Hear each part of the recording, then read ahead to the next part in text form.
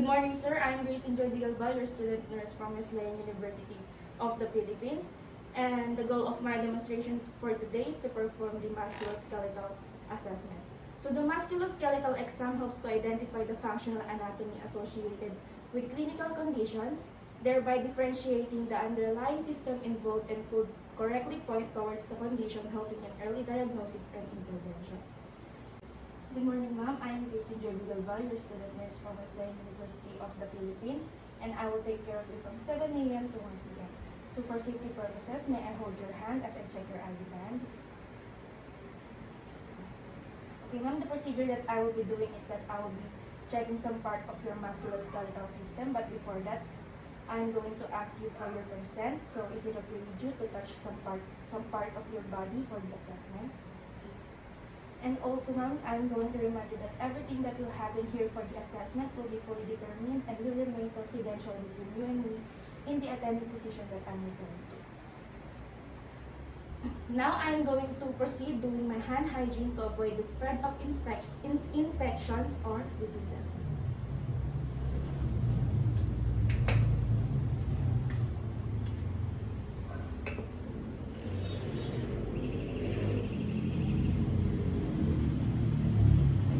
Now, make sure that we give the client a privacy by closing the door and all the curtains.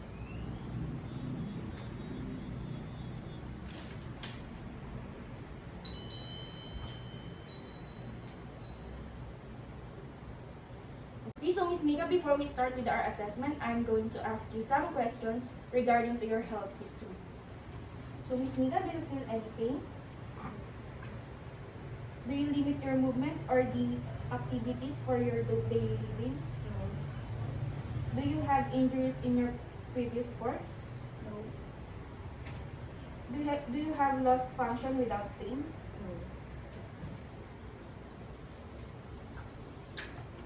Okay, for the inspection of muscles, inspect the muscles for size. Compare the muscles on one side of the body, on the arm, thigh, and calf, to the same muscle on the other side. For any discrepancies, measure the muscles with the tape.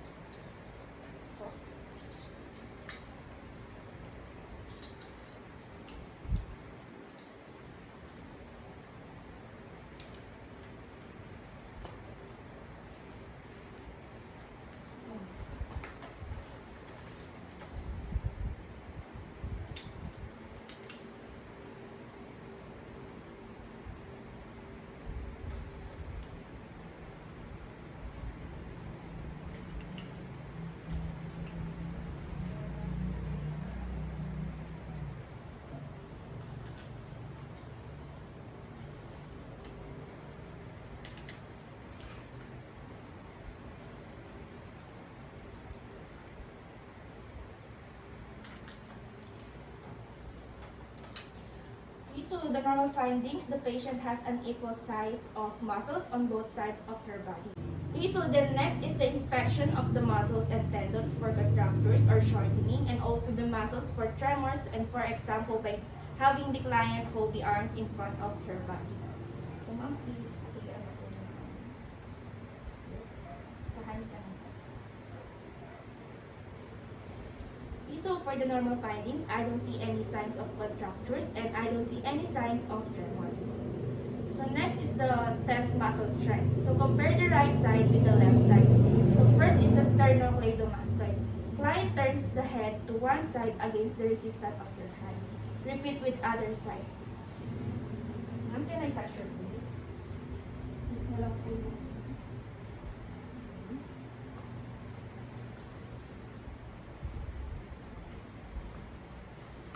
So next is the trapezius. Client shrugs the shoulders against the resistance of your hand. Gilid na lang po siya.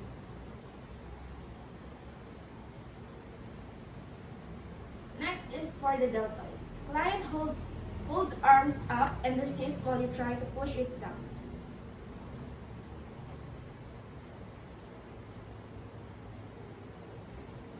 Okay, so for the biceps, client fully extends each arm and tries to flex it while you attempt to hold arm in extension.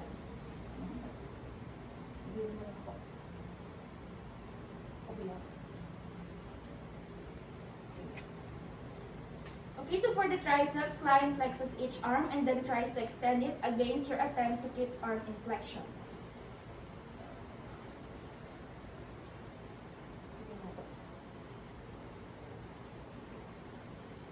So for the wrist and finger muscle, client spreads the fingers and resists as you attempt to push the fingers together.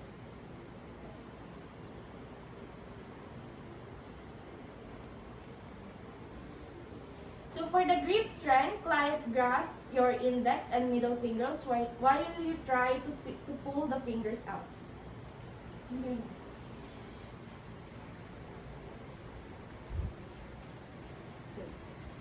So for the hip muscles, client is supine, both legs extended. Client raises one leg at a time while you attempt to hold it down.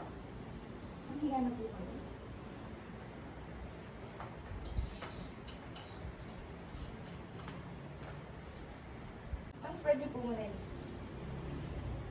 Sa kabila lang. Pigilan niyo lang po.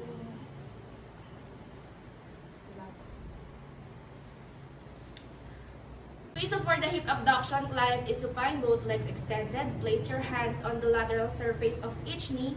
Client spreads the legs apart against your resistance. So, pipigilan niyo lang po siya.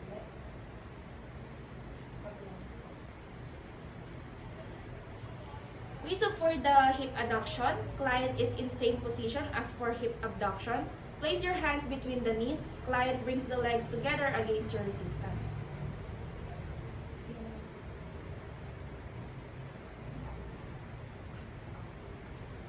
So for the hamstrings, client is supine, both knees bent. Client resists while you attempt to straighten the legs. Pigilan lang.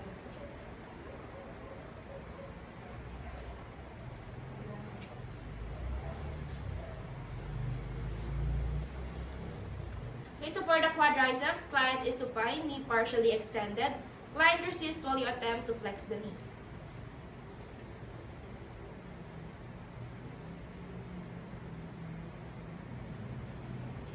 Okay, so for the muscles of the ankles and feet, client resists while you attempt to dorsiflex the foot and again resist while you attempt to flex the foot.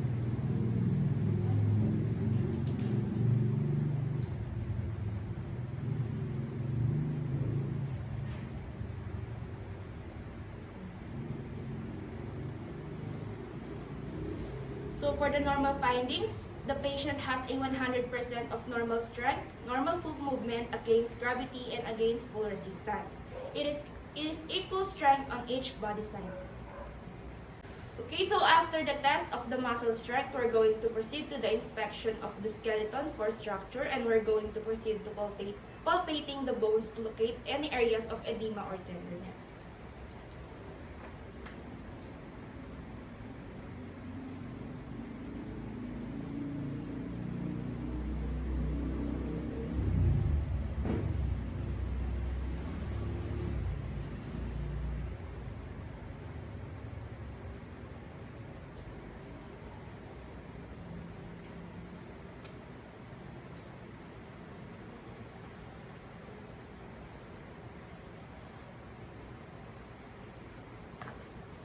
Okay, so the findings, there are no presence of any deformities and has a normal structure of skeleton and no presence of any tenderness or swelling.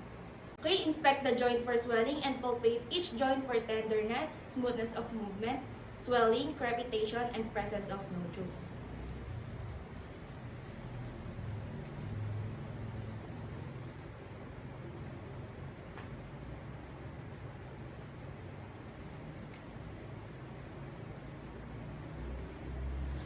So now we're going to assess the joint range of motion.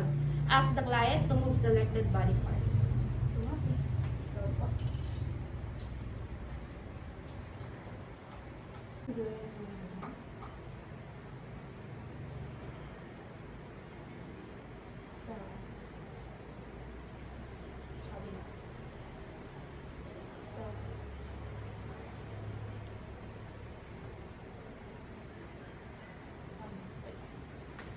Okay, so for the normal findings, there are no presence of swelling. Also, there are no presence of tenderness. The joints of the patient has a smooth movement. No crepitation sound is heard either, and there are no presence of nodules. Okay, so for the documentation and findings, all significant details will be documented and reported to the physician, sir. That's all for the musculoskeletal assessment. Thank you.